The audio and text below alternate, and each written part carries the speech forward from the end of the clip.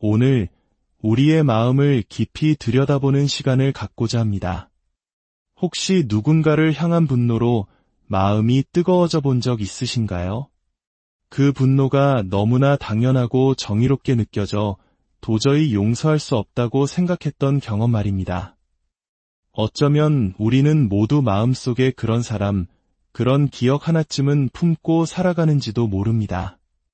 오늘 이야기는 바로 그 분노와 용서, 그리고 우리를 향한 하나님의 끝없는 자비에 관한 것입니다. 이 말씀을 듣는 여러분의 삶에 하나님의 은혜와 평강이 가득하기를 기도합니다. 잠시 시간을 내어 구독과 좋아요를 눌러주신다면 더 많은 분들에게 위로의 메시지를 전하는 데 큰 힘이 될 것입니다. 여러분의 작은 동참이 누군가에게는 큰 축복의 통로가 될 수 있습니다. 성경 속에는 우리 자신을 비추는 거울과 같은 인물이 있습니다. 바로 요나 선지자입니다. 그의 이야기는 단지 먼 옛날의 기록이 아니라 오늘을 살아가는 우리 모두의 이야기이기도 합니다. 요나서 4장은 하나님의 명령에 마지못해 순종한 요나의 충격적인 반응으로 시작됩니다. 그는 하나님께서 잔인하고 사악한 니느웨 백성들을 멸망시키지 않고 그들의 회개를 받아주신 것에 대해 극도로 불쾌해하며 분노를 터뜨립니다. 요나는 하나님께 이렇게 기도합니다. 주님, 제가 고국에 있을 때부터 이렇게 될 것이라고 말씀드리지 않았습니까? 그래서 제가 서둘러 다시스로 도망쳤던 것입니다. 저는 주님께서 은혜로우시며 자비로우시고 노하기를 더디하시며 한결같은 사랑이 넘치시고 재앙을 내리시려다가도 뜻을 돌이키시는 분이라는 것을 잘 알고 있었습니다. 그러니 주님, 이제 제발 제 목숨을 거두어 주십시오. 이렇게 사느니 차라리 죽는 편이 낫겠습니다. 참으로 역설적인 기도입니다. 요나는 하나님의 가장 위대한 성품, 즉 자비와 은혜를 비난의 근거로 삼고 있습니다. 그는 하나님의 선하심 때문에 화가 나서 죽고 싶다고 말합니다. 마치 배우자에게 당신은 너무 친절하고 로맨틱하고 내 모든 필요를 채워주니 차라리 죽고 싶어 라고 말하는 것과 같습니다. 얼마나 뒤틀리고 상처 입은 마음입니까? 이런 요나에게 하나님께서는 부드럽지만 핵심을 찌르는 질문을 던지십니다. 내가 이렇게 화를 내는 것이 옳으냐? 하지만 요나는 대답하지 않습니다. 그는 묵묵히 성동 쪽으로 나아가 초막을 짓고 그 그늘 아래 앉습니다. 혹시라도 하나님이 마음을 바꿔 니느웨를 멸망시키지 않을까 하는 신락 같은 기대를 품고서 말입니다. 그는 하나님의 자비가 아닌 자신이 원하는 정에, 즉 심판이 이루어지기를 기다리고 있었던 것입니다. 하나님께서는 그런 요나를 위해 박넝쿨을 자라게 하셔서 그에게 시원한 그늘을 만들어 주셨습니다. 요나는 그 박넝쿨로 인해 잠시나마 기쁨을 느낍니다. 하지만 다음 날 하나님께서는 벌레를 보내 박넝쿨을 갉아먹게 하셨고 뜨거운 동풍과 내리쬐는 햇볕으로 요나를 고통스럽게 하셨습니다. 지쳐 쓰러진 요나는 다시 한번 죽기를 간청합니다. 그때 하나님께서 다시 물으십니다. 이번에는 니느웨가 아닌 박넝쿨에 대해 물으십니다. 내가 이 박넝쿨 때문에 화를 내는 것이 옳으냐? 요나는 주저없이 대답합니다. 네, 옳습니다. 화가 나서 죽을 지경입니다. 바로 그 순간 하나님의 마음이 드러납니다.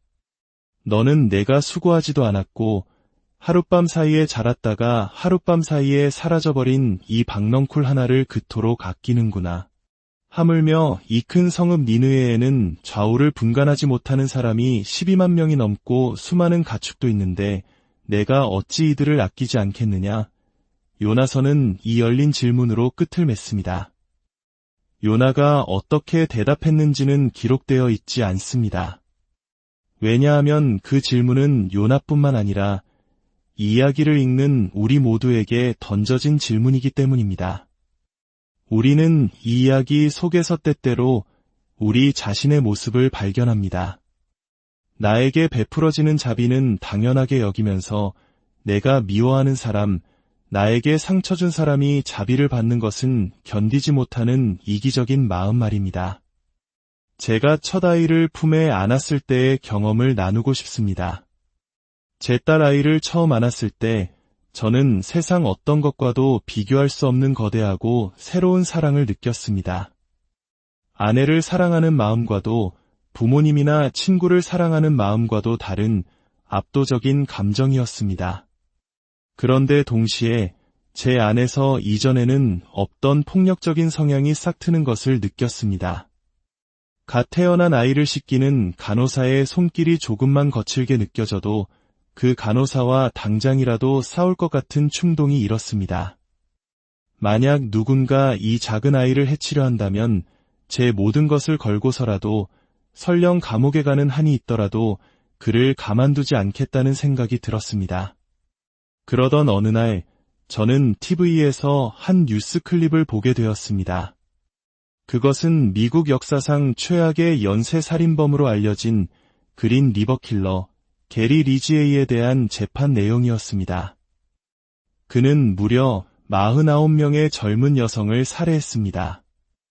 재판정에서는 판사의 허락하에 피해자 유가족들이 한 명씩 나와 게리 리지에이를 향해 발언할 기회를 가졌습니다. 대부분의 가족들은 예상대로 엄청난 분노와 저주를 쏟아냈습니다. 지옥에나 떨어져라 와 같은 격한 말들이 오갔고 갓 아빠가 된 저 역시 그들의 분노에 깊이 공감하며 마음속으로 동조했습니다. 그래, 저런 인간은 지옥에 가는 것이 마땅해. 그런데 한나이 든 신사가 증언대에 섰습니다. 그의 16살 딸 역시 리지에이에게 희생되었습니다. 모두가 그의 입에서 나올 분노의 말을 기다리고 있었습니다. 하지만 그는 리지에이의 눈을 똑바로 쳐다보며 떨리지만 단호한 목소리로 이렇게 말했습니다. 리지에이 씨, 여기 있는 많은 사람들이 당신을 미워합니다. 하지만 저는 그들 중 한 사람이 아닙니다. 저는 당신이 저지른 일에 대해 당신을 용서합니다. 당신은 제가 믿는 바를 실천하기 어렵게 만들었습니다. 그것은 바로 하나님께서 하라고 명하신 것, 즉 용서입니다. 하나님께서는 특정 사람만 용서하라고 하지 않으셨습니다. 모든 사람을 용서하라고 하셨습니다. 그래서 당신은 용서받았습니다. 놀라운 일이 벌어졌습니다. 그 말이 선포되는 순간 내내 비웃는 듯한 표정으로 냉소적인 태도를 유지하던 살인마 게리 리지에이의 얼굴이 무너지기 시작했습니다. 그의 입술이 가늘게 떨리더니 이내 두 손에 얼굴을 묶고 흐느껴 울기 시작했습니다. 증오와 저주에는 돌처럼 굳어있던 그의 마음이 예상치 못한 용서의 말 한마디에 산산조각 난 것입니다. 그 순간 저는 큰 충격과 함께 깊은 깨달음을 얻었습니다. 아, 저것이 바로 내가 믿는 복음의 능력이구나. 몇 분 전까지만 해도 살인자를 향해 함께 저주를 퍼붓던 제 자신이 한없이 부끄러워졌습니다. 우리가 사는 세상은 우리에게 끊임없이 속삭입니다. 복수는 정의로운 것이라고, 받은 만큼 되갚아주는 것이 당연하다고 말입니다. 우리가 즐겨보는 영화나 드라마 속 영웅들은 대부분 정의를 실현하기보다는 통쾌한 복수를 행합니다. 수많은 사람들을 해치면서까지 원수를 갚는 주인공의 모습에 우리는 열광합니다. 이러한 문화 속에서 원수를 사랑하라는 예수님의 가르침은 비현실적이고 나약하게 들리기까지 합니다. 하지만 성경은 분명히 말합니다. 로마서 12장 19절입니다. 사랑하는 자들아, 너희가 친히 원수를 갚지 말고 하나님의 진노하심에 맡기라.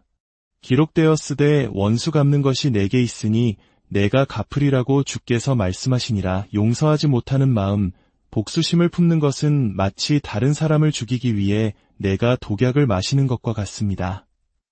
그 증오는 상대를 해치는 것이 아니라 결국 내 영혼을 갉아먹고 파괴할 뿐입니다.